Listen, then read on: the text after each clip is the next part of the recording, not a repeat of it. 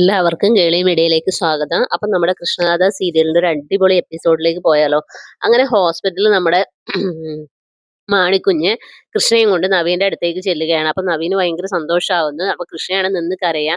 അപ്പൊ നവീൻ പറയുന്നു, ഇനിയിപ്പോ എന്തിനാ കരയുന്നത്? തന്റെ ചില സമയത്തെ സ്വഭാവം കാണുമ്പോ എനിക്ക് ദേഷ്യമൊക്കെ തോന്നിയിട്ടുണ്ട്. പക്ഷെ ഇപ്പൊ തന്റെ മുഖം കാണുമ്പോ എനിക്ക് ഒന്നും പറയാൻ തോന്നില്ലെന്ന് പറയാണേ.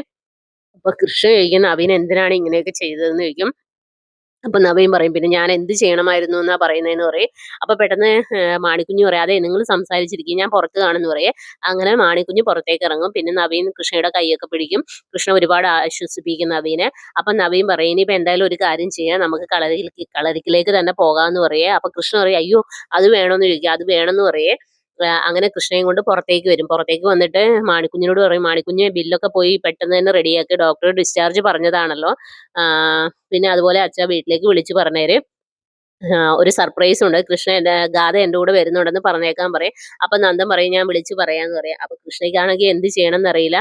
അപ്പൊ പറയും, കൃഷ്ണ പറയും, ഞാൻ വരണോന്ന് ചോദിക്കും. അപ്പൊ പെട്ടെന്ന് മാണിക്കുഞ്ഞ് പറയും, പിന്നെ വരാതെ എന്തായാലും നമുക്ക് അങ്ങോട്ടേക്ക് പോകാലോ എന്ന് പറയേ. അപ്പൊ കൃഷ്ണയ്ക്ക് എന്ത് ചെയ്യണം എന്നറിയാതെ വല്ലാത്തൊരു ഇതിലേക്ക്. അപ്പൊ അവരങ്ങ് മാറുമ്പോഴത്തേനും മോളിക്കുട്ടിയുടെ അടുത്ത് പറയും, മോളിക്കുട്ടി ഇനിയിപ്പോ എന്ത് ചെയ്യും? എടി ഇനിയിപ്പോ ഒന്നും ചെയ്യാനില്ല, ഇതൊക്കെ ദൈവത്തിന്റെ നിയോഗമാണ്, നീ തന്നെ ചെല്ലണം എന്നുള്ളത്. എന്തായാലും ഇത്രയും നാൾ നീ സിതാര മേഡം പറഞ്ഞതനുസരിച്ച് പലപ്പോഴും അവിടെ പോയി അഭിനയിച്ചിട്ടില്ലേ, ഇത് പക്ഷെ നിനക്ക് വേണ്ടിയാണെന്ന് നീ വിചാരിക്കുന്നു പറയുകയാണ്. ഈ അവസരം നീ കളയല്ലെന്ന് പറയും. അപ്പൊ അപ്പത്തേനും നവീൻ അങ്ങോട്ട് വരും, വാ ഗാഥയെന്ന് പറയും. വാ നമുക്ക് കുറച്ച് കാര്യങ്ങൾ റൂമിൽ ചെയ്യാനുണ്ടെന്നും പറഞ്ഞിട്ട് കൃഷ്ണയെ പിടിച്ചു വലിച്ചുകൊണ്ട് പോവേ.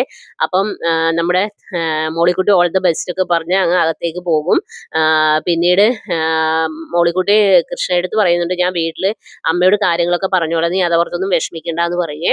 പിന്നെ ഇതേ സമയത്ത് കളരിക്കലാണെങ്കിൽ സുമിത്ര ഇങ്ങനെ നിൽക്കുമ്പോഴത്തേന് നമ്മുടെ നിർമ്മലയും കീർത്തിയും ഉദയനും എല്ലാം കൂടെ നിർമ്മലയുടെ അടുത്ത് വന്നിട്ട് പറയാം, അതേ നിർമ്മല ഒരു കാര്യം പറയാനുണ്ട്, ഇന്ന് നവീൻ വരുമ്പോൾ ഒരു തീരുമാനം ഉണ്ടാക്കണം എന്ന് പറയാം. അപ്പൊ സുമിത്ര ചോദിക്കും, എന്ത് തീരുമാനം? അപ്പോഴാണ് നന്ദൻ വരുന്നത്. അതെ, അളിയൻ വരുന്നുണ്ടല്ലോ, ഞാൻ പറയാന്ന് പറയും. അപ്പൊ നന്ദൻ വരുമ്പോൾ നന്ദൻ ചോദിക്കുക, എന്താ ഇവിടെ പ്രശ്നം? അല്ല ഇവര് നന്ദേട്ട ഇവര് പറയുന്നത് കേട്ടോ ഓരോ കാര്യങ്ങൾ ചോദിക്കുക, എന്താന്ന് ചോദിക്കുക. അപ്പൊ ഉദയം പറയും, അതെ ഏട്ടാ ഒരു കാര്യം ചെയ്യണം, ഇന്ന് നവീൻ വരുമ്പോൾ ഒരു കാര്യത്തിൽ ഒരു തീരുമാനമാക്കണം, ഇവിടെ കുറെ സംഭവങ്ങൾ നടക്കുന്നുണ്ടല്ലോ, എന്തായാലും നവീന്റെ ഡിവോഴ്സ് എത്രയും പെട്ടെന്ന് ഇത് ചെയ്യണം, ഇതുകൊണ്ട് ഇതിൽ ഒപ്പിട്ട് മേടിക്കണം. പിന്നെ ഇനിയിപ്പോ വേറൊരു സ്ഥലത്ത് നിന്ന് ഒരു വിവാഹം പോലും കഴിക്കാൻ പറ്റത്തില്ല. അതുകൊണ്ട് എൻ്റെ മകളെ തന്നെ ഞങ്ങൾ പറഞ്ഞ് എല്ലാം ഏർപ്പാടാക്കിയിട്ടുണ്ട്, ഇന്ന് തന്നെ അതിന് ആക്കണം എന്ന് പറയും. അപ്പൊ നന്ദൻ പറയും, ശരി നിങ്ങൾ എന്നാ തീരുമാനമാക്കാൻ പറയാം. അപ്പൊ സുമിത്ര പറയും, നന്ദേട്ടൻ എന്തൊക്കെയായി പറയുന്നത്? നന്ദേട്ടൻ പറഞ്ഞു കഴിഞ്ഞാൽ ഇവിടെ ആകെ പ്രശ്നമാവും എന്ന് പറയും. ഇതും പറഞ്ഞ് നന്ദൻ അകത്തേക്ക് പോവുകയെ. അപ്പൊ പെട്ടെന്ന് സുമിത്ര പുറകെ ചെല്ലും, നന്ദേട്ടൻ എന്തിനാ അവരോട് അങ്ങനെയൊക്കെ പറഞ്ഞത്? ഇനിയിപ്പോ അവരെ അതിന്റെ പുറകെ ആയിരിക്കും, എന്തെങ്കിലും ചെയ്യട്ടെ സുമിത്ര എന്ന് പറയേ. അതിന് നീ എന്തിനാ ഇത്ര ടെൻഷൻ അടിക്കുന്നതെന്ന് പറയും. നന്ദേട്ടൻ അങ്ങനെ പറയല്ലേ എന്ന് പറയും. ഈ അപ്പാണ് എല്ലാവരും ഇങ്ങനെ നിൽക്കുന്ന സമയത്താണ് പുറത്തൊരു കാറ് വരുന്നത്. അപ്പൊ നന്ദൻ പറയും, നവീൻ വന്നെന്നാ തോന്നുന്നേ, ഞാൻ എന്തായാലും അങ്ങോട്ട് ചെല്ലട്ടെ എന്ന് പറഞ്ഞ് നന്ദൻ പുറത്തേക്ക് ഇറങ്ങും. ഈ സമയത്ത് സുമിത്രയും എല്ലാവരും ഇങ്ങനെ ഭയങ്കര ആകാംക്ഷയോട് കൂടി നിൽക്കുകയാണ്. അങ്ങനെ എല്ലാവരും കൂടെ പുറത്തേക്ക് ഇറങ്ങും. അപ്പൊ നവീൻ ഇറങ്ങുന്ന സമയത്ത് നമ്മുടെ ഉദയനും കീർത്തി നിർമ്മലയും കൂടെ അങ്ങോട്ട് ചെല്ലും. എന്നിട്ട് പറയും, എടാ മോനെ ഒരു കാര്യം ചെയ്യണം, ഇതിൽ ഒപ്പിട്ട് തരണം എന്ന് പറയും. അപ്പൊ മാണിക്കൂട്ടി പറയും, അതെന്തിനാ നവീൻ സാർ അതിൽ ഒപ്പിടേണ്ട കാര്യം? നിങ്ങൾ പറഞ്ഞിട്ടാണോ നവീൻ സാർ കല്യാണം കഴിച്ചതും ഡിവോഴ്സ് ചെയ്യാൻ പോകുന്നതും? അപ്പൊ പറയും, മാണിക്കുഞ്ഞ് നീ കൂടുതലൊന്നും പറയണ്ട, അവന്റെ ജീവിതം വെച്ച് കളിക്കാൻ പറ്റത്തില്ല, ഞങ്ങൾക്ക് അതിലൊരു ഉത്തരവാദിത്വം ഒക്കെ ഉണ്ട്, അതുകൊണ്ട് നവീൻ ഒപ്പിട്ടിട്ട് ഇങ്ങോട്ട് കയറിയാൽ മതി എന്ന് പറയേ. അപ്പൊ നവീൻ ഒന്നും മിണ്ടത്തില്ല. കണ്ടോ, ഞങ്ങൾ പറയുന്നത് അവൻ കേൾക്കുന്നുണ്ടാവും. നേരത്തെ ആണെങ്കിൽ അവൻ തിരിച്ചു പറയായിരുന്നു, ഇപ്പൊ ഒന്നും പറയുന്നില്ല. എന്താ അതിന്റെ അർത്ഥം? ഞങ്ങൾ പറയുന്ന അനുസരിക്കുമെന്നല്ലേ എന്ന് പറയും. അപ്പൊ മാണിക്കുഞ്ഞ് പറയും, നിങ്ങൾ എന്തൊക്കെയാ പറയുന്നത്?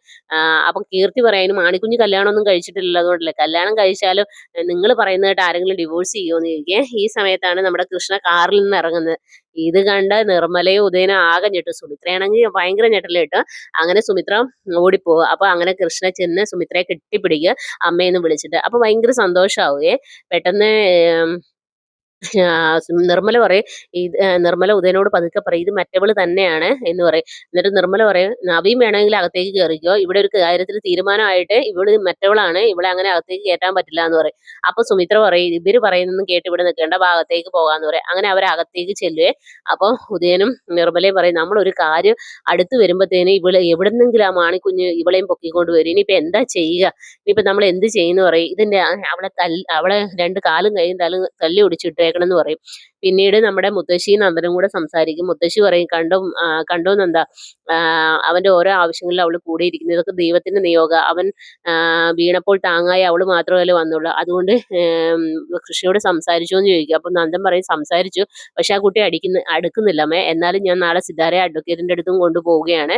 ഗാഥയുടെ കാര്യത്തിൽ ഒരു തീരുമാനമാക്കണം, ഇല്ലാതെ ഇത് ശരിയാകത്തില്ല. അപ്പൊ മുത്തശ്ശി പറയും, ഇത് നേരത്തെ വേണമായിരുന്നു. എന്തായാലും നീ പോയി എല്ലാ കാര്യങ്ങളും റെഡിയാക്കാൻ പറയും, ഇല്ലെങ്കിൽ നമ്മൾ വല്ലാത്തൊരു അവസ്ഥയിലേക്കായിരിക്കും പോകുന്നതെന്ന് പറയേ. ഇതെല്ലാം എല്ലാം കഴിഞ്ഞിട്ട് ചെയ്യാൻ നിന്നാല് നവീൻ എങ്ങനെ പ്രതികരിക്കുമെന്ന് നമുക്ക് പറയാൻ പറ്റുകയില്ലെന്ന് പറയും. പിന്നീട് മോളിക്കുട്ടി തങ്കത്തിന്റെ അടുത്ത് കാര്യങ്ങളൊക്കെ പറയുന്നു.